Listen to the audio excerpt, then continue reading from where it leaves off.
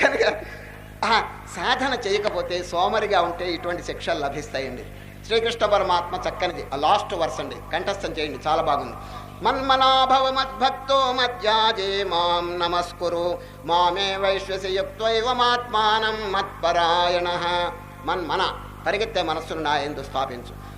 మధ్యాజే మాం నమస్కురు. చూడండి, నాకు దండం నమస్కారం చేయండి. చూడండి, సామాన్యం దారిపోయే వాళ్ళందరికీ దండాలు పెడుతున్నామండి మనం. చెప్పండి, ఉత్తరాలు రాసేటప్పుడు మన పై వాళ్ళకి ఏం రాస్తుంటాం?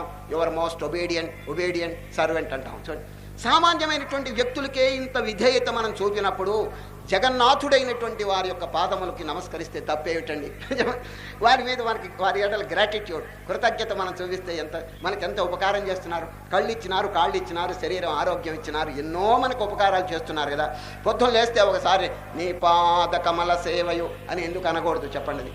కనుక మాం నమస్కురు, ఆ శాశ్వతమైనటువంటి డివైన్ పవర్కి ఒకసారి దండం పెట్టాలి. పరిగెత్తే మనస్సును వారి యందు స్థాపించాలి.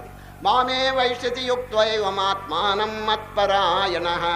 ఆ విధంగా కనుక చేస్తే కొంతకాలం మనకు అచిరకాలంలోనే మామే వైశ్యసి, ఆ పరమాత్మ యొక్క సాక్షాత్కారం అందరూ పొందగలరని ఈ అద్భుతమైనటువంటి 9వ అధ్యాయం సమాప్తం చేశారు. హరి ఓం.